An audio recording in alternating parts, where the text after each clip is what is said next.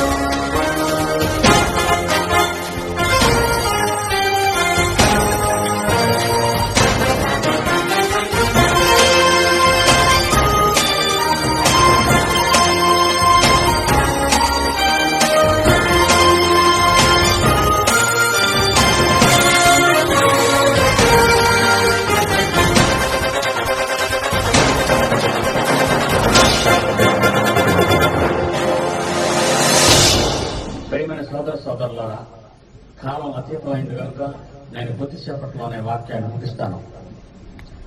కట్టె మిగిల్చిన కన్నీటి కాదా అని ఆఖరి ఈ రోజున ఎన్ని అలజడులు జరిగినా సరే మీరంతా ఓపికతో ఆసక్తితో కూర్చున్నందుకు మీకు నా హృదయపూర్వకమైన ధన్యవాదాలు. మిమ్మల్ని అందరినీ చివరిసారిగా కోరుకునే నా హృదయపూర్వకమైన కోరిక, నేను ఈ బొందిలో ఉన్నంత కాలం మీరు నా కోసం ప్రార్థించండి. కేవలం 4 గోడల మధ్యన ఉన్నది క్రైస్తవ్యం కాదని, సంఘం అనేది కదిలేదని, ప్రపంచాన్ని కదిలించేది అనేదే నా భావన, బైబిల్ యొక్క పరమార్థం. అందువలన నేను బతికినంత కాలం నాకున్న ఈ దేవుడిచ్చిన ఈ ఉచితమైన జ్ఞానాన్ని ప్రపంచ ప్రజలకు పంచడానికి సిద్ధపడుతూ విదేశాలకు వెళ్ళబోతున్నాను. మీరు మీ మనస్సుల్లో నా కోసం మీరు ప్రార్థన చేసినప్పుడల్లా ఒకసారి ప్రార్థించండి. మరి ఒక రిక్వెస్ట్ ఏంటంటే, ప్రియులారా, ధనాన్ని ఆశించి నేను ఎప్పుడూ దేవుడి సేవ చేయను. ఈనాటి వరకు నా సేవా జీవితంలో ఏ ఒక్కరిని చెయ్యి చాచి నయా పైసా భిక్షం అడగలేదు. ఇది మీ అందరి ముందు నేను చెప్పే నిజమైన మాట. ఈనాటి వరకు పిడి సుందరరావు ఏ సంఘం దగ్గరైనా ఏ ఒక్కరి దగ్గరికైనా వెళ్లి చెయ్యి చాచి నాకు డబ్బులు ఇవ్వండి అని అడిగేవాడు కాదు. ఒకవేళ వాడు ఇచ్చినా సరే పుచ్చుకోవడానికి నేను సిద్ధంగా లేను. నా కష్టంతో, నా కష్టార్జితంతో నేను దేవుడి సేవ ఈనాటి వరకు చేస్తున్నాను. కనుక నా కుటుంబాన్ని, నన్ను దేవుడు కాపాడాలని మరొకసారి మీ ప్రార్థనలో రెండవదిగా గుర్తు చేసుకోండి. ఆఖరిగా మీ నుండి కోరుకునే ఆఖరి వరం నాకు ఒకటి ఉంది. అదేంటంటే, 1994లో డాక్టర్ వ్యాపవ్యాస్ ఐఏఎస్ PhD ఇతనితో పోటీకి తలపడుతున్నాను. అందువలన అతను యేసుక్రీస్తును అవమానపరిచి యేసుక్రీస్తును తిరిగి బందగా పరిగణించి యుగాంతం అనే పుస్తకాన్ని రాసి, కాలజ్ఞానం యుగాంతం 1999 కలియుగాంతం జరిగిపోతుంది అని ఒక తప్పుడు పుస్తకాన్ని రాసి ప్రజల మధ్య పంచిపెడుతున్నాడు. అందులో అతను రాసిన విచిత్రం ఏంటంటే, 12వ ఏట నుంచి 30వ ఏట వరకు యేసుక్రీస్తు తన దేశంలో లేని శిలువ మీద మరణించలేదని, ఇండియాలో వచ్చి చనిపోయాడు అని కొన్ని తప్పుడు కోతలు లేక కొన్ని తప్పుడు రాతలు రాసి మనల్ని అవమానపరిచాడు. అందువల్ల అతన్ని విడిచిపెట్టడం నాకు ఇష్టం లేక అతనికి రిజిస్టర్ నోటీసు పంపించి సభకు సిద్ధపరిచాను. వీలైతే 1994లో అతనున్న హైదరాబాద్ లో గాని, విజయవాడలో గాని, కాకినాడలో గాని ఈ పోటీలు నిర్వహించాలని క్రిస్టియన్ గాస్పల్ సొసైటీ వారు ఆశపడుతున్నారు. అందువలన విజయం దేవునికి వచ్చినట్లుగా, విజయం యేసుక్రీస్తు పొందినట్లుగా మీ ప్రార్థనలో జ్ఞాపకం ఉంచుకోవాలని ఈ 3వ వారాన్ని మీ నుంచి కోరుకుంటున్నాను. ఇప్పుడు మన పాఠంలోకి వెళదాం. ప్రార్థన చేసుకున్నాం. దయగలిగిన మా తండ్రి, ఈ చల్లని వాతావరణాన్ని మాకు ప్రసాదించినందుకు వందనములు చెల్లిస్తున్నాము. విజయాలకు నిలయమనే విజయనగరంలో యేసుక్రీస్తు జయకేతనం ఎగరవేసిన చరిత్ర సువర్ణాక్షరాలతో వ్రాయబడింది నమ్మిన వారి ప్రతి క్రైస్తవ గుండెలో కూడా. ప్రపంచంలో నీ కుమారునికి గాని, నీకు గాని వ్యతిరేకులైన ఏ ఒక్కరినైనా సరే నిలదీసి వాక్యాన్ని ప్రకటించి నీకు సరెండర్ చేయాలనే మా యజ్ఞంలో మాకు తోడుగా ఉండి నడిపించండి. సంఘాలను ఉత్తేజపరచాలని, నశించిపోతున్న అన్యజనాంగాలను రక్షించాలని మేము చేయించున్న ఈ తపస్సులో మాకు తోడుగా ఉండి నడిపించి ఈ రాత్రి ఈ కొద్ది వాక్యములో మాకు తోడుగా ఉండి మీ జ్ఞానమును ప్రబోధించమని ప్రభు పేరట ఈ ప్రార్థన మీకు సమర్పిస్తున్నాము తండ్రి. కట్టె మిగిల్చిన కన్నీటి గాథ అనే ఈ యొక్క అద్భుతమైనటువంటి ఈ శ్లోకంలో లేక ఈ మాటలో ఉన్న అద్భుతాన్ని మీకు వివరిస్తాను. ఈ ఆఖరి రోజున శాస్త్రపరంగాను అనేక సైన్స్ సాక్ష్యాలతో నెరవేర్చి గత 3 రోజులు అనేక సంగతులు మీకు బోధించాను. ఈ ఆఖరి రోజు కేవలం బైబిల్లో ఉన్నదే, మనకు సంబంధించినది, మానవునికి అవసరమైనది, ఆత్మ ఏది పోగొట్టుకున్నదో, దేనికి అన్యాయం అయిపోయిందో అనే విషయాన్ని మీకు వివరించాలని ఆశపడుతున్నాను. మనిషి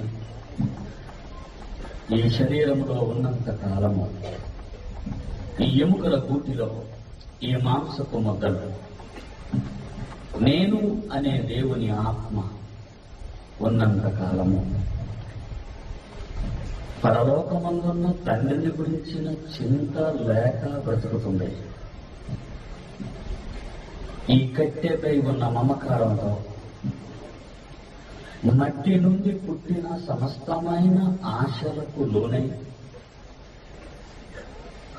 శరీరములో పాపాలకు కేంద్రమైన ఈ మట్టి శరీరము కొంతకాలం బ్రతికి మట్టిలో కలిసిపోయే దాని సుఖాల కోసమే ఆత్మను కట్టుబానిసిగా మార్చి అర్ధాంతరంగా ఈ ఆత్మను శరీరాన్ని బయటకు నెట్టి ఈ శరీరం ఆత్మను దూరపరిచి మట్టిలో కలిసిపోయి ఆత్మ ఎగిరిపోయే పరిస్థితిని మృత్యువు, చావు అనే అనేక మాటలతో మనం మాట్లాడుతూ ఉంటాం. ఇక మట్టిలో అనగా ఈ కట్టెలో లేక ఈ బొందెలో ప్రాణము, జీవుడు, ఆత్మ ఉన్నంత కాలము ఆత్మ ఏ స్థితిలో ఉన్నదో పట్టించుకోకుండా బ్రతకటమే శరీరం యొక్క ముఖ్యోద్దేశం. ఇలాంటి భయంకరమైన పరిస్థితి నుంచి ఆత్మకు రక్షణ కావాలి. రోమీలకు రాసిన పత్రిక, అపోస్తలుడైన పౌలు రోమీలకు రాసిన పత్రిక 7వ అధ్యాయము, పౌలు రోమీలకు రాసిన పత్రిక 7వ అధ్యాయము 24వ వచనము. 24వ వచనము, అయ్యో నేనెంత దౌర్భాగ్యుడను, ఇట్టి మరణమునకు లోనగు శరీరము నుండి నన్ను ఎవడు విడిపించును? ఇట్టి మరణమునకు లోనగు శరీరము నుండి నన్ను ఎవడు విడిపించును? ఒక ఆత్మ,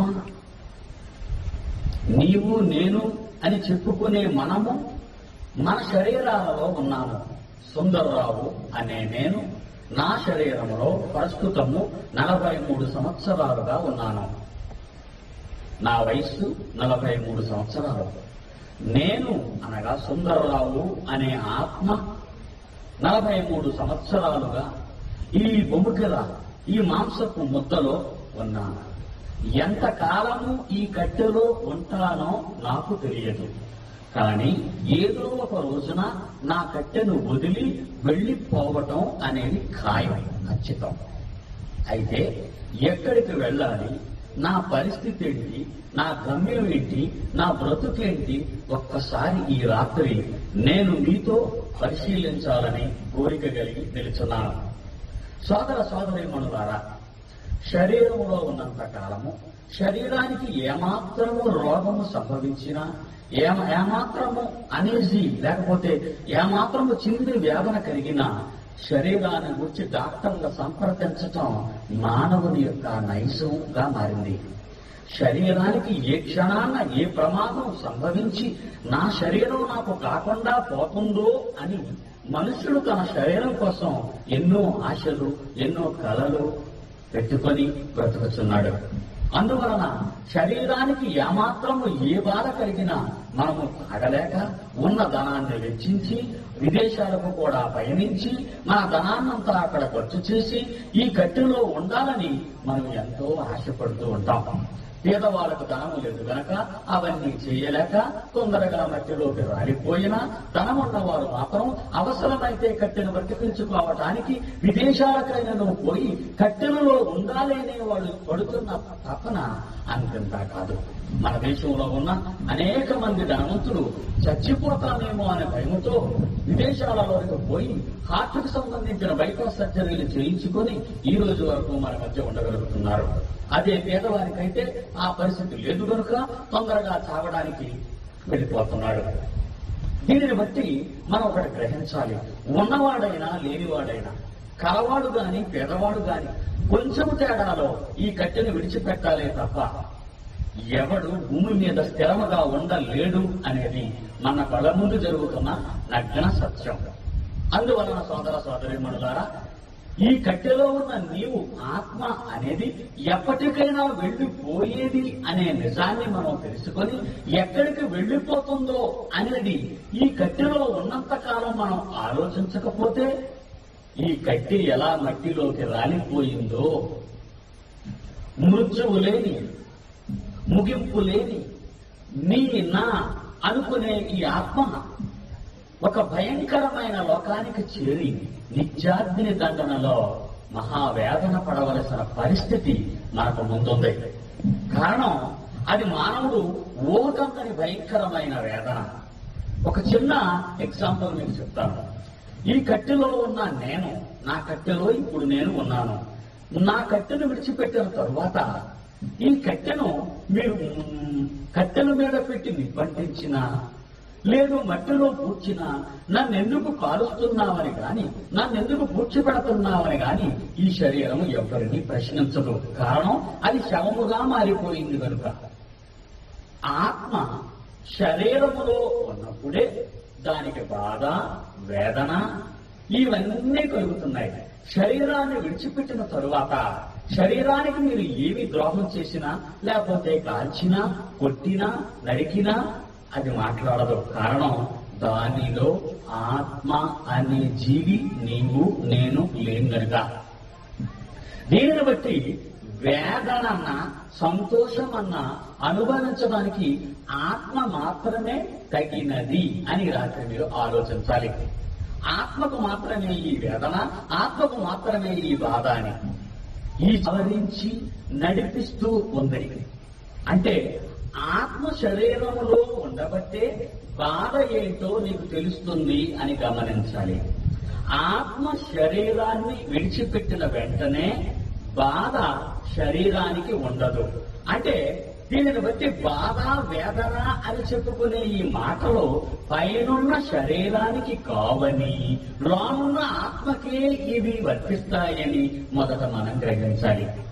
సోదర సోదరీమణులారా, ఈ భూమి మీద ఈ కట్టెతో కలిసి ఈ లోకమే నిజమని భ్రమించి ఇందులోనే మునిగిపోయి ఆత్మ యొక్క గమ్యం, దాని ప్రయాణం, దాని బ్రతుకుల గురించి మనం ఆలోచించకపోతే 60 ఏళ్లు బ్రతికి ఈ కట్టెలోని ఆనందం కోసం నీ బ్రతుకంతా సర్వనాశనం చేస్తే, కాలము లెక్కించలేనంత ఆయుష్ కలిగిన ఆత్మ నిత్యాగ్ని దండనలోనికి ప్రవేశిస్తే, ఆత్మంతో అగ్నిగుండంలో కాలిపోతే ఆ రోజు నీవు దేవుని ఏమని అడగగలవు? తండ్రి, ఏం చేశానని నువ్వు అనగలవా? నీ కోసం ఇది చేశాను, అది చేశానని చెప్పగలవా? ఆలోచించండి. ఒక మంచి మాట ఈ రాత్రి మీతో చెప్తాను. అనేక సంఘాలలో, అనేక ప్రాంతాలలో ఈ మాటలు నేను చెప్తున్నాను. అనేక మంది హృదయాలలో ఈ మాటలను చూపించగలుగుతున్నాను. భూమి మీద ఉన్న మనమంతా కూడా చచ్చిపోయిన వారి కొరకు సమాధుల దగ్గరకు వెళ్లి ప్రార్థనలు చేస్తూ ఉంటాం. మనందరికీ తెలిసింది. భూమి మీద బ్రతికిన మనం, మన వాళ్ళు చనిపోయినప్పుడు సమాధుల దగ్గరకు వెళ్లి వాళ్ళ కొరకు ప్రార్థనలు చేస్తాం. ఏమని తెలుసా? వీరి ఆత్మకు శాంతిని ప్రసాదించు తండ్రి. పేపర్లో ఫోటోలు పడుతుంటాయి. మొదటి వర్ధంతి, రెండవ వర్ధంతి, మూడవ వర్ధంతి అంటే చనిపోయి 1 ఏడాదైంది, 2 ఏడాదులయ్యే, 3 సంవత్సరాలయ్యాయని. వీరి ఆత్మకు శాంతి కలుగునుగాక అని రాస్తూ ఉంటారు. మనం చేస్తూ ఉంటాం. ఇది నేను చదివినప్పుడు ఆశ్చర్యపోతాను. ఎందుకంటే చనిపోయిన వారి కొరకు బ్రతికున్న వారు భూమి మీద బాధపడిపోతున్నారు. ఇది మీకు తెలిసిన నిజం. కానీ బైబిల్ అలా చెప్పటం లేదు. బైబిల్ మరోలా చెబుతుంది. చనిపోయిన వారు బ్రతికున్న మీకోసం కంగారు పడుతున్నారు, వేదన చెందుతున్నారు. చనిపోయిన వారెవరు మన మధ్య లేదు ఈరోజు. వాళ్ళంతా మనకు తెలియని లోకాలకు వెళ్ళిపోయి ఆ లోకాలలో ఉన్న తండ్రిని ప్రార్థించి, తండ్రి నాథ, భూమి మీద ఉన్న ఆ మనుష్యులు నీ కోసం బ్రతకటం లేదయ్యా. వాళ్ళు వాళ్ళ శరీరాలలో ఉండి ఆ శరీరాన్ని ఎలా సుఖపెట్టాలి అని ప్రతిక్షణం ఆలోచిస్తూ నిన్ను ఎన్నడూ తలంచలేని ఆ మనుష్యుల కోసం ఎందుకయ్యా నీవు ఆలోచించి లోకాన్ని నాశనం చేయకుండా ఉన్నావు అని చనిపోయిన ఒక తెగ బాధపడుతుండగా, దేవుణ్ణి తొందర పెట్టుతుండగా, మరో తెగ ఏమంటుందో తెలుసా? చనిపోయిన ఆత్మలలో మరికొంతమంది దేవుణ్ణి చూచి దేవుణ్ణి కోరుకుంటున్నారు. ఏమన్నా తెలుసా? నాయన, భూమి మీద మా ఊరిలో నా వారు నీకోసం తెలియక మనస్సు పాడు చేసుకొని కట్టుబానిసులుగా కట్టెకు మారిపోయి వాళ్ళ బ్రతుకులను నాశనం చేసుకుంటున్నారు కనుక వాళ్ళకి ఎలాగైనా బోధ జరిపించయ్యా అని వాళ్ళు అడుగుతున్నారు. ఈ 2 తెగల గురించి చెప్పి నేను ముగిస్తాను రాత్రి తొందరగా. ఈ కట్టె మిగిల్చిన ఈ కన్నీరు ఎంత భయంకరంగా ఉంటుందో ఈ 2 విషయాలు చెప్తే మీకు అర్థమవుతుంది. ఒక తెగ దేవుని వారై, దేవుని ప్రజలై మన కొరకు సేవ చేసి, దేవుని కోసం త్యాగాలు చేసి, మనము మారాలని ప్రయాసపడి, మన కోసం భూమి మీద బ్రతికినంత కాలం ఎండ వాన అని ఆలోచించక, గాలి వేడి అని ఆలోచించక, ఉన్నది లేదు అని ఆలోచించక, దేవుడు దేవుడు దేవుడు దేవుడు అని మన మధ్య కేకలు వేసి రాలిపోయిన అమాయకులైన నీతిమంతుల ఆత్మలు ఈ లోకాన్ని విడిచిపెట్టి మరో లోకానికి ఎగిరిపోయి అక్కడ నుండి దేవుణ్ణి ఏమని అడుగుతున్నారో ఒకసారి బైబిల్ విప్పి చూడండి. ప్రకటన గ్రంథము, యోహాను రాసిన ఆఖరి పుస్తకం ప్రకటన 4వ అధ్యాయము,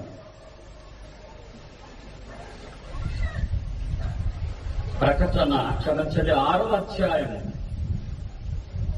ప్రకటన 6వ అధ్యాయము 9, 10, 11 వచనాలు జాగ్రత్తగా వినాలి. మీరేమి కంగారు పడకండి ఇంటికి వెళ్ళిపోవాలని. నేను కొద్ది నిమిషాల్లోనే ముగిస్తాను. మీకు సరిపోయిన పాఠం చెప్పి మీరు విన్న తర్వాత మీరే ఆనందపడి ఇంటికి వెళ్ళాలని, మీ భవిష్యత్తు మీకు తెలియాలని ఈ ఆఖరి రాత్రి ఈ మాటలను మీకు సవినయంగా వివరిస్తున్నాను. ఆయన 5వ ముద్రను విప్పినప్పుడు దేవుని వాక్యము నిమిత్తమును తాము ఇచ్చిన సాక్ష్యము నిమిత్తమును వధింపబడిన వారి ఆత్మలను బలిపీఠము క్రింద చూచితిని. అనగా వీళ్ళు సాక్షాత్తు దేవుని కోసం మనం మారాలనే భూమి మీద అనేక ప్రయాసపడి అనేక బాధలను భరించినటువంటి ఆత్మల యొక్క ఆక్రందనను ఒకసారి మీరు వినండి. ఏమి చెబుతున్నారో జాగ్రత్తగా చూడండి. నాథ, సత్యస్వరూపి, పరిశుద్ధుడా, ఎందాక తీర్పు తీర్చకయు మా రక్తము నిమిత్తము భూనివాసులకు ప్రతిదండన చేయక ముందువని బిగ్గరుగా కేకలు వేసిరి. భూమి మీద మన కోసం బ్రతికి మన ఆత్మలను రక్షింప చేయాలని తమ గొంతులను చీల్చుకొని మాట్లాడి వేదాన్ని మనకు బోధించి తమ బ్రతుకులనే ఈ మట్టిలోకి కలిపేసిన త్యాగశీలులు మరణించిన తరువాత ఆ లోకానికి వెళ్లి దేవుణ్ణి ఏమడుగుతున్నారో తెలుసా? మా రక్తము నిమిత్తము ఆ లోకంలో మేము ఎంత రక్తాన్ని ఖర్చు చేసామయ్యా, మాట్లాడి, ప్రయాణించి, పాటలు పాడి, కష్టపడి, పనిచేసి ఆ ప్రజల కోసం. ఈ రోజు భూమి మీద బ్రతుకున్న ప్రజలు వాళ్ళ కోసం మా రక్తాన్ని ఖర్చు చేసి వాళ్ళ మార్చాలని ప్రయాసపడ్డాము. కానీ వాడు మారయ్యా, వాడు మారరు. వాడు మారేవారు కాదు. వాళ్ళు మారేవారు నువ్వు అనుకుంటున్నావేమో. వాడు మారయ్యా, మారరు మారరు మారరు అని ఏమంటున్నారు దేవుడు? మా రక్తము నిమిత్తము భూనివాసులకు ప్రతిదండన చేయక ఎందాకనే ఉంటావని బిగ్గరుగా కేకలు వేసిరి. ఏంటి నువ్వు ఊరిగా ఉంటానంటే అయ్యా, నువ్వు ఏమి తండ్రి, నువ్వు ఊరికి చూస్తావు ఏంటలా? వాళ్ళు మారుతారని చూస్తున్నావా? దీర్ఘశాంతంతో కనిపెడుతున్నావా వాళ్ళు వస్తారని ఈవేళ రేపని అని అడిగినప్పుడు మహానుభావుడు తండ్రి ఏమన్నాడో చూడండి. తర్వాత వచనంలో, తెల్లని వస్త్రములు వారికి ప్రతి వారికి ఇవ్వడును, మరియు వారి వలనే చంపబడబో వారి సహదాసుల యొక్క సహోదరుల యొక్క లెక్క పూర్తి వరకు ఇంకా కొంచెము కాలం విశ్రమించవలనని వారితో చెప్పబడిను. నేను వాళ్ళ కోసం ఆగటం లేదు. వాళ్ళు మారతారా మారరా అనే దాని గురించి నేను ఆలోచించటం లేదు. మీలాగే త్యాగాలు చేసిన త్యాగధనులున్న ఆ భూమి మీద నీతోటి సహదాసులు, నీకు సహోదరులైన వారు నీ వలే తమ జీవితాలను త్యాగం చేసి ప్రతి గ్రామానికి, పట్టణానికి సుకుటుంబ సమేతంగా వెళ్లి సువార్తను ప్రకటించిన ఎంతో మంది ఉన్నారు. మీలా వాళ్ళు కూడా రావాలి. నాకు ఒక లెక్క ఉంది. ఆ లెక్కలో నా పిల్లలైన వారు, త్యాగశీలులైన వారి అందరినీ నేను లెక్కించుకోవాలి. నా జాబితాలో ఉన్న లెక్క పూర్తి అయినంత వరకు నేను ఆగుతున్నానే తప్ప భూమి మీద ఉన్న మనుషులందరూ మారినంత వరకు నేను ఎదురు చూస్తున్నాను అని మీరు అనుకోనవసరం లేదు అని ఆక్రందన చేసిన వారితో చెప్పాడు.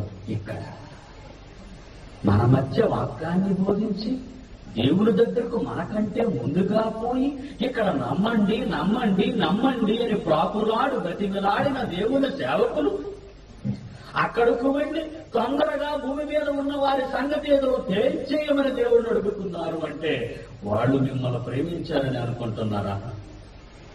ఆలోచించండి.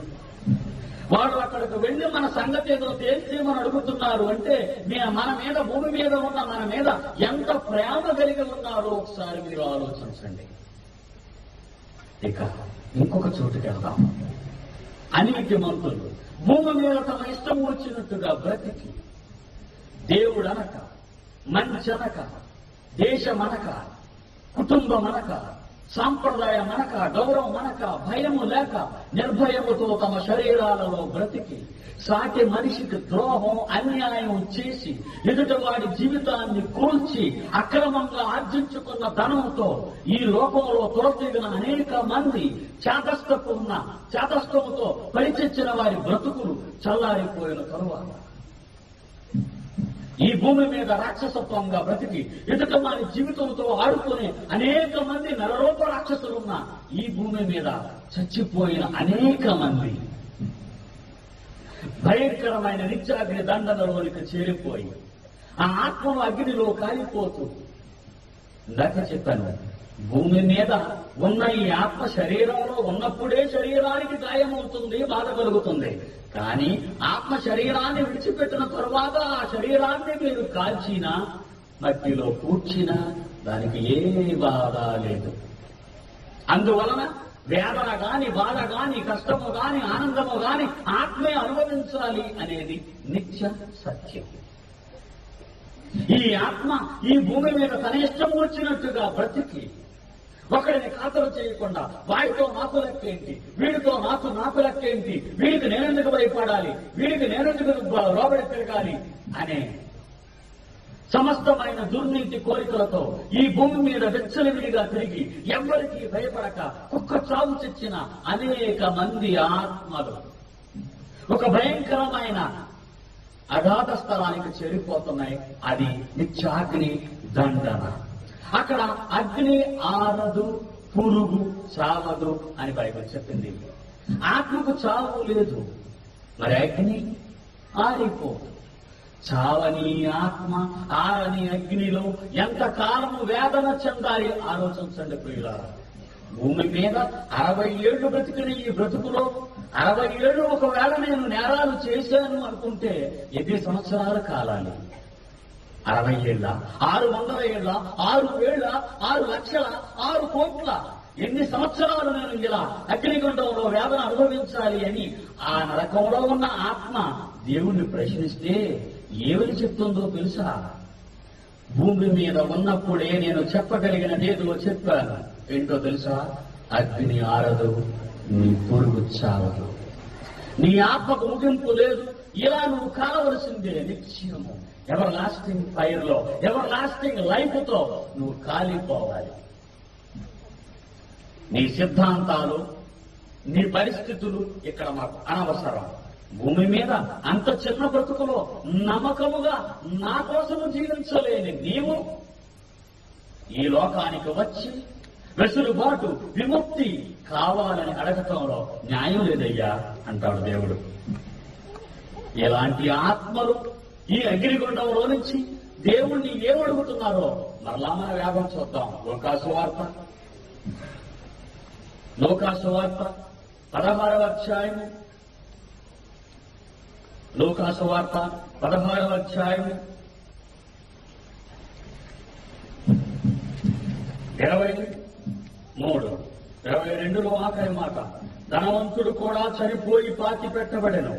అప్పుడొకడు పాతాళములో బాధపడుచు కన్నులెత్తి దూరము నుండి అబ్రహామును అతని రొమ్మున ఆనుకొని ఉన్న లాజరును చూచి, ఈ మాట చదువుతాను, జాగ్రత్తగా వినండి. ధనవంతుడు కూడా చనిపోయి పాతి పెట్టబడెను, అప్పుడొకడు పాతాళములో బాధపడుచు అని ఉంది అక్కడ. ఆ లైన్ చూడండి, నేను సంధి కలిపి చదువుతాను, జాగ్రత్తగా వినండి. ధనవంతుడు చనిపోయి పాతి పెట్టబడినప్పుడు అతడు పాతాళములో బాధపడుచు. ధనవంతుడు చనిపోయి పాతి పెట్టబడినప్పుడు అతడు పాతాళములో బాధపడుచు. కన్ను ముయ్యటమెప్పుడు, కట్టెని విడిచినదెప్పుడు, అగ్నిగుండంలో జారిపోయినదెప్పుడు? కన్ను రెప్పపాటులో. సోదర సోదరీమణులారా, ఈ కట్టెని విడిచిపెట్టిన ఆత్మ కనురెప్ప పాటులో నిత్యాగ్ని దండనలోనికి జారిపోతుంది అనేది వేదం చెప్పిన సంగతి. రేపు మారుతానులే, ఎల్లుండి మారుతానులే, వచ్చే సంవత్సరం మారుతానులే, రిటైర్ అయిన తర్వాత బైబిల్ పట్టుకుని బోధకుడుగా మారిపోతానులే అని నీవు అనుకోనవసరం లేదు. ఏ క్షణాన్నైనా మృత్యువు నిన్ను కబలించవచ్చు. నీవు గొప్పవాడివైనా కావచ్చు, పేదవాడివైనా కావచ్చు, విద్యావంతుడు కావచ్చు, విద్య లేని పామరుడు అయినా కావచ్చు, ఆడైనా కావచ్చు, మగైనా కావచ్చు, పెద్దైనా కావచ్చు, పెన్నైనా కావచ్చు. మృత్యువుకు పక్షపాతం లేదు. కనుక ఏ క్షణాన్న మన బ్రతుకును కబలిస్తుందో, ఏ క్షణాన్న ఈ కట్టెను విడిచిపెట్టాలో, ఈ భయంకరమైన కట్టె నుండి ఏ క్షణాన్న మనం బయటకు పోతామో, మన బ్రతుకు ఏ విధంగా మారిపోతుందో అని ఈ కట్టెలో ఉన్నప్పుడే, కన్నీళ్లతో నీవు దేవుని ముందు ఉన్నప్పుడే నీ బ్రతుకు ధన్యం కాగలదు. లేదా బ్రతుకు కాలములో ఈ ధనవంతుడి గురించి చదివితే ప్రతి క్షణము సుఖపడుచుండేవాడు. ఊదా రంగు బట్టలను ధరించుకొని, సన్నపు నార వస్త్రములను ధరించుకొని ప్రతిదినము సుఖపడుచుండేవాడు. నెలకొక రోజు సుఖపడడం మన జీవితాల్లో తక్కువ. నెలకొకసారి జీతాలందిన 2 రోజులే మనకు ఆనందం. కానీ ప్రతి దినము సుఖపడుతుండేవాడు. ఒక్కసారి వాడి గురించి మీరు ఆలోచించండి. నిజమే, చనిపోయాడు అంతే, పాతి పెట్టబడ్డాడంతే. అతడు చనిపోయి పాతి పెట్టబడినప్పుడు పాతాళంలోనికి జారిపోయాడు. అక్కడికి వెళ్ళగానే పాపం అతనికి దాహం వేసింది. అయ్యా, కొద్దిగా నీళ్లు ఇప్పిస్తావా అని అడిగాడు. ఎంత నీళ్లు అడిగాడో తెలుసా? అందులో ఎంత నీళ్లు అడిగాడో తెలుసా?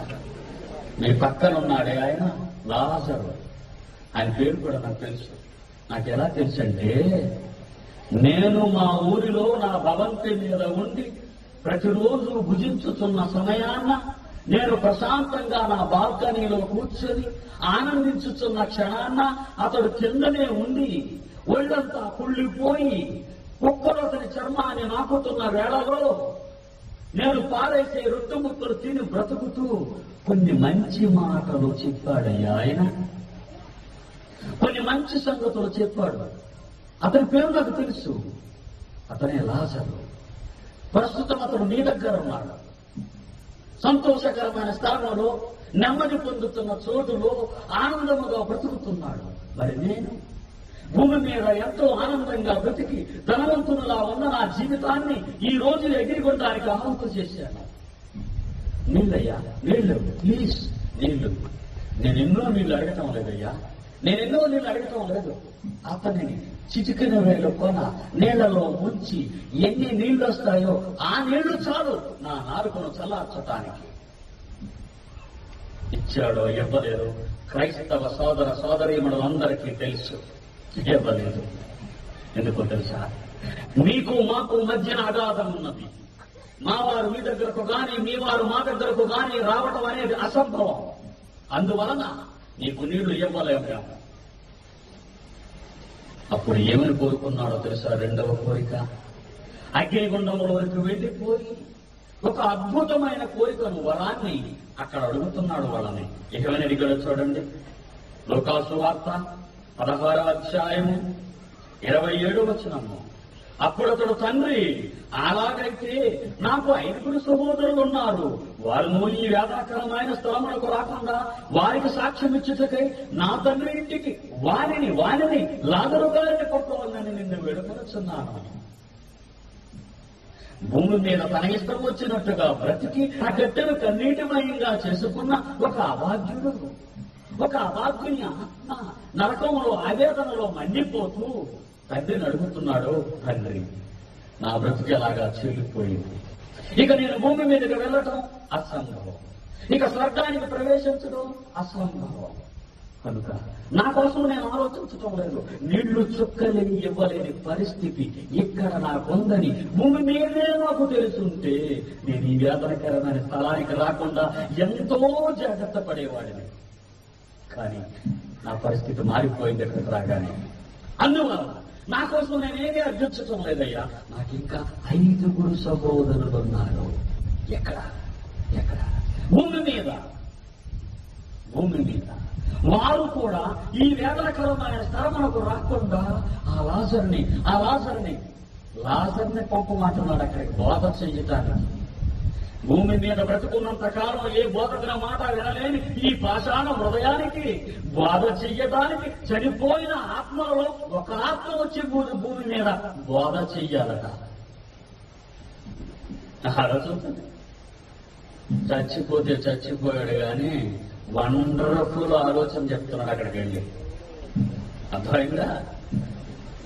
నీతిమంతులు చనిపోయి భూమి మీద ఉన్న భక్తిహీనులైన మనుషులకు తొందరగా ప్రతిదండన చేయమని అక్కడ నుంచి వాడు కేకలు వేస్తుంటే, భూమి మీద ఇష్టం వచ్చినట్టుగా బ్రతికి చచ్చిపోయి నిత్యాగ్ని దండనకు జారిపోయిన ఇతడు భూమి మీద ఉన్న తన సహోదరులు బోధ జరగాలట. వాళ్ళకి బోధ జరగాలి. బోధ జరగాలట. నీ వారు నా వారు ఎవరైనా మనకంటే ముందుగా చచ్చిపోయి కర్మ జాలక లేక బుద్ధి తక్కువై నరకానికి పోతే ఆత్మలు భూమి మీద ఉన్న నీకోసం ఆవేదన పడుతున్నాయనే సంగతి దీనిని బట్టి తెలుసుకోవాలి. అలా చెప్తాను.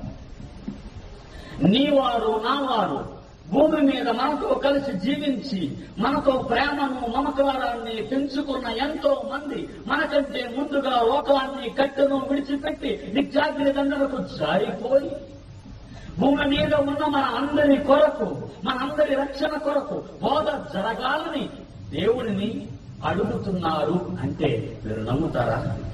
నమ్మాలి. ఎలాంటి బోధ చేయమంటున్నారో తెలుసా? చనిపోయిన వాడు ఒకడు భూమి మీద ఉన్న తన వారి దగ్గరికి వెళ్ళి బోధ చేయమంటున్నాడు. ఏమన్నాడో చూడండి అప్పుడు. ఏమన్నాడు? 29. అందుకు అబ్రహాము వారి యొద్ద బ్రతుకున్న ప్రవక్తలు ఉన్నారు. ఈజిప్టు దేశంలో మోషే ఎక్కడున్నాడు? ఈజిప్టు దేశంలో. ఏం చేస్తున్నాడు?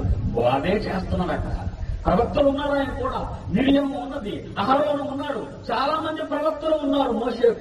మోషే ఒక్కడే లేడు. మోషే లేని చెప్పడానికి లేదంటే ఈ టైం లేదని నువ్వు చెప్పడానికి అనేక మంది అతనితో ఉన్నారు. ప్రవక్తలు ఉన్నారు, మోషే ఉన్నాడు. వాడు ఉన్నారు కదయ్యా. వాడు చెబుతారులే. వారికి బోధించటానికి వారి యొద్ద మోషేయు ప్రవక్తలు ఉన్నారు. బ్రతుకున్న వారి మాటలు వినవలనని అతనితో చెప్పగా అతడు, తండ్రివైన అబ్రహామా, అలాగనవద్దు. మృతులలో నుండి ఒకడు వారి యొద్దకు వెళ్ళిన ఎడల వారు మరు మనస్సు పొందుదురని చెప్పాను. బ్రతుకున్న మా వాళ్లకు బోధ చేస్తే బుర్రకెక్కదయ్యా వాళ్ళకి. మా జాతి సంగతి నాకు బాగా తెలుసు బాబు. ఎక్స్పీరియన్స్ మీద వచ్చాను ఇక్కడికి నేను. బ్రతుకున్న వానికి చెప్పితే వినే మనుష్యులు కాదు వాళ్ళు. చచ్చిన వాడు వెళితేనే వాడు వింటారా? మీరు అలా అనుకుంటున్నారండి. చచ్చిన వాడు ఒకడు ఈ మైకు ముందు నిలబడితే ఈ మైదానంలో ఒక్కరు కనబడరు. ఎందుకు చెప్తారు? ఎందుకు వింటారు? ఈ మైదానంలో ఈ వేళ్లే కాదు, చీకటి పడితే ఇలా అడ్డగా ఏ ఒక్కరు నడవరు. ఎందుకు? అక్కడ దయ్యాలు తిరుగుతున్నాయంటారు మీరే. ఎవరు బోధ చెయ్యాలని అడుగుతున్నాడండి నరకానికి పోయి? ఈ వేదాంతి ఎంత బోధ జరిగిందండి పాపేతనికి. నరకంలోకి వెళ్లిపోయాక బోధ యొక్క బాధ ఏంటో తెలిసింది. బ్రతుకుంటుండగా గొంతు చింపుకొని అరిసిన పీడి సుందరరావు బోధ బుర్రకెక్కలేదాయలకి ఎక్కదు. భార్యవుడు చెప్పడానికి ఎంతో మంది ప్రసంగికులు చూసాం, ఎందరో మహానుభావులు. అందరికీ మా దండాలు, రా బోధించు పో అంతే. ఎన్నో బోధలు వింటున్నాం, ఎన్నో ప్రసంగాలు వింటున్నాం, ఎన్నో సంగతులు వింటున్నాం. ఏ సంగతులు నీ జీవితాన్ని కలిసివేశాయి? ఏ ప్రసంగాలు నీ బ్రతుకును మార్చివేశాయి? చెప్పు. ఎందుకు మారాలి? నేను ఎందుకు మారాలి? నా సర్వసుఖాల్ని ఎందుకు త్యాగం చేయాలి? నా బ్రతుకును దేవుడి కోసం ఎందుకు దానం చేయాలి? ఉన్న ఈ కొద్ది జీవితంలోనే అన్ని సుఖాలు అనుభవించాలి అని ఇచ్చనాగ్ని దండన సంగతిని తెలియక ఈ మనిషి తనకిష్టం వచ్చినట్టుగా బ్రతుకుతున్నాడు భూమి మీద ఈ రోజు. కానీ అగ్ని గుండంలో కాలిపోతూ ఒక ఆత్మ ఆవేదనతో భూమి మీద బ్రతుకున్న తన వారి కోసం ఎలాంటి బాధపడుతుందో చూడండి. కాలిపోతున్నాడు, అమ్మో కాలిపోతున్నాను, బాబో కాలిపోతున్నాను, బాబో భరించలేకపోతున్నాను అని ఏడవడానికి బదులు కాలిపోతూ వేదన పడుతూ నలిగిపోతూ భూమి మీద ఉన్న తన వారి కోసం ఆలోచించగలుగుతున్నాడు అంటే ఎంత ప్రేమండి. భూమి మీద భూమి మీద ఉన్న తన వారి కోసం అతనుకున్న ప్రేమ ఎంతగా ఆలోచించండి. మీరు మనకు బోధ చేసి చచ్చిపోయి మనలో తొందరగా లేపేయమని చెప్తున్నారు వాళ్ళు. మనం అంతే తెలియక, మనం ఎవరో తెలియక అక్కడికి పోయి మనల్ని కాపాడమని అడుగుతున్నారు వీళ్ళు. ఏంటి బోధ? ఏంటి బోధ ఇలా ఉంది అనుకుంటున్నారా? ఇదే నిజమైన అసలు సిసలైన బోధ. ఆదివారం గుడికి పోవాలను ఎన్ని సంఘాలు అదే చెప్తాను నేను. ఆదివారం గుడికి వెళ్తాం, మంచి ప్రసంగం వింటాం, ఇంటికి వచ్చేస్తాం, అయిపోయింది, గుడ్ బై గుడికి. సోమవారం, మంగళవారం, బుధవారం, లక్షవారం, శుక్రవారం, శనివారం మానేస్తాం. మళ్ళా ఆదివారం వచ్చింది ఎక్కడికి వెళ్ళడానికి. అక్కడికి వెళ్ళి ఈ విగ్రహాన్ని ఆ బెంచి మీద కూర్చోబెట్టి 1 గంట మన దివ్య మంగళ రూపాన్ని అక్కడ ప్రత్యక్షపరిచి మళ్ళా ఎంత వదులుతాడా, ఎంత తొందరగా పోదామా అని కట్టుకు బానిసలుగా మారిన మనం మాటికి విసిగి 60 సార్లు అటు ఇటు తిరిగి 100 సార్లు మన బుర్రను మన ఇంటి పక్కకు పంపించి మన పనుల మీద తిప్పుతూ మనం క్రైస్తవులను బైబిల్ పట్టుకు తిరుగుతున్నాం. అదా క్రైస్తవ జీవితం అంటే? అదే జీవితం అనుకుంటున్నారా ఈ రోజు? కాదయ్యా. నీ జీవితాన్ని నీ దేవుని కొరకు పణంగా పెట్టి ఈ బ్రతుకు కాలంలో నీ దేవుని కొరకు నువ్వు చేయగలిగినది చేయటమే క్రైస్తవ జీవితం. యేసుక్రీస్తును చూడు, పౌలును చూడు, అపోస్తలుడైన పేతురును చూడు, యోహానును చూడు, యాకోబును చూడు, అనేక మంది మొదటి శతాబ్దపు క్రైస్తవులను చూడు. తమ ప్రాణాలనే దేవుని కోసం పణంగా పెట్టిన మహాభక్తులు వాళ్ళంతా. ఏం చేస్తున్నావు? ఎప్పటికైనా నీ కళ్ళు తెరువు. ఎప్పటికైనా నీ కళ్ళు తెరువు. మన కోసం మనకంటే ముందు చనిపోయిన అనేక ఆత్మలు అక్కడికి నరకానికి వెళ్ళిపోయి మన కోసం ఆవేదన పడుతున్నాయి ఈ రోజు. నా వాళ్ళని రక్షించు, వాళ్ళకి అర్జెంటుగా బోధ చేయించు అని. మరొకరా అత్తయ్య రాసిన సువార్త ఆఖరి మాట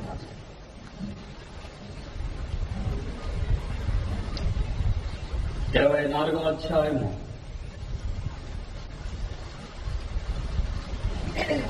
24వ రాసిన సువార్త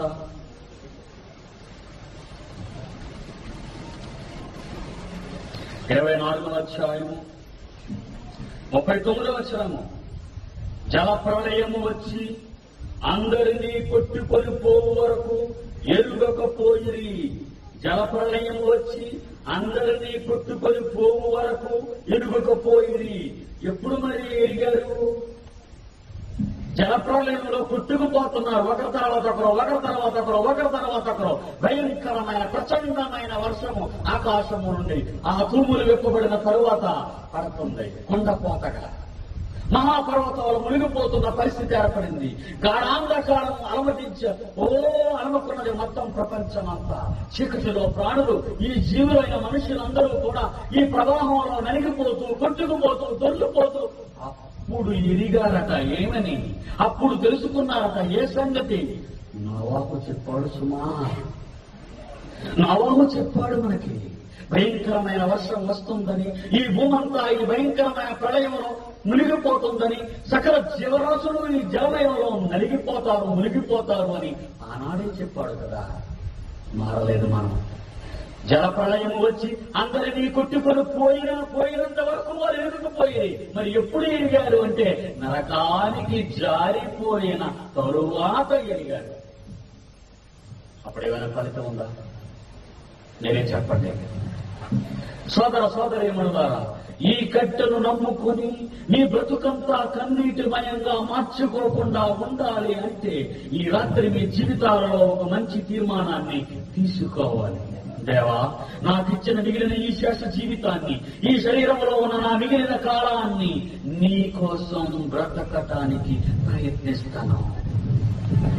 నా తుది శ్వాస వరకు నీ కోసం బ్రతుకుతాను. నా కష్టాన్ని నీకిస్తాను, నా స్వరాన్ని నీకు అప్పగిస్తాను, నా బలాన్ని నీకు అంకితం చేస్తాను. ఇంతవరకు ఈ శరీరం నా భార్యది, నా బిడ్డలది, నా బంధువులది, ఈ లోకానిదరిది నేను వాడుకున్నాను. కానీ ఈనాడు ఈ శరీరాన్ని ఈనాటి నుంచి నీ కొరకు ప్రతిష్ఠ చేసి నా మాటలో, నా పాటలో, నా చేతలో, నా నడతలో, నా సమస్త జీవితంలో, నా తుది శ్వాస వరకు నా బ్రతుకుని నీ కోసం ఖర్చు పెట్టడానికి ప్రయత్నిస్తాను అని మీరు నిర్ణయం తీసుకుంటేనే తప్ప ఆ భయంకరమైన లోకానికి జారిపోకుండా లేదు.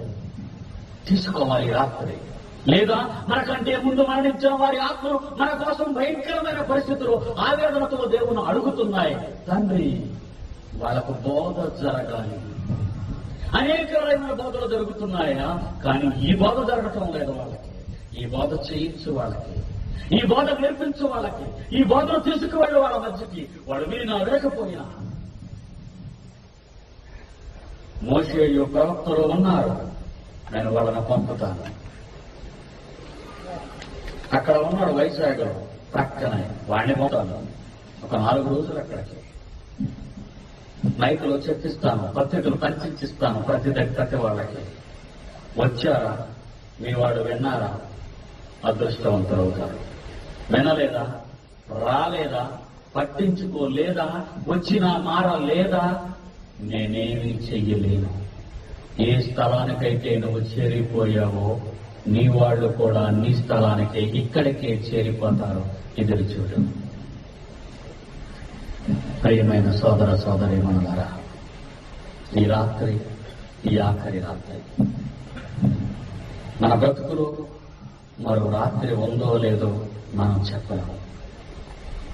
ఉన్న ఈ క్షణంలోనైనా ఈ జీవితాన్ని మీ తండ్రికి అంకితం చేయండి. మీరెవరైనా పర్వాలేదు, మీరేమైనా పర్వాలేదు, కానీ మీ జీవితాన్ని మీ దేవునికి పణంగా పెట్టి మీకు అప్పగించిన పనిని మీరు ఈ బ్రతుకులో నెరవేర్చటమే క్రైస్తవ జీవితం. ప్రార్థన చేద్దాం. పరలోకమందున్న మా తండ్రి, మీ పరిశుద్ధ నామానికి వందనాలు చెల్లిస్తున్నాను. ఈ పట్టణంలో ఉన్న నీ పిల్లలు నీ దగ్గరకు వచ్చారు. ఆంధ్ర రాష్ట్రంలో ఉన్న పిల్లలు, రాష్ట్రపు నలుమూలల నుంచి పిల్లలు, పెద్దలు మీ సన్నిధిలో కూర్చున్నారు. మేమంతా ఈ లోకం మీద ఎలాంటి ఆశలు లేక నీ కోసం బ్రతుకుటలో మంచి నిర్ణయాన్ని తీసుకుని నేటి నుంచి మా బ్రతుకులను మీకోసమే బ్రతికించాలని నిర్ణయించుకుని మనస్సును మేము కలిగి ఉన్నట్లు మీ వాక్యాన్ని బోధించినందుకు మీకు వందనాలు. ఇక ఇక్కడ చేరిన బిడ్డలందరినీ ప్రసంబంధమైన ఆశీర్వాదములతో నింపండి. వారి బిడ్డలను, వారి ఉద్యోగములను, వారి వ్యాపారములను వారిని దీవించండి.